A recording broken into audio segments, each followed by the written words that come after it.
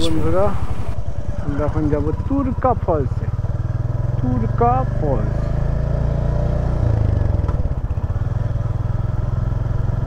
পুরো ঘামিয়ে গেছি।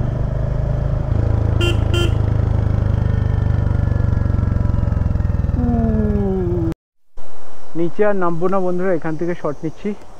ওই যে তুরকা ফলস, এখান থেকে দেখা যাচ্ছে পরিষ্কার। অনেকটা নামতে হবে না, এদের এখান থেকে জলটা পড়ছে, কি অসাধারণ লাগছে, অসাধারণ অসাধারণ।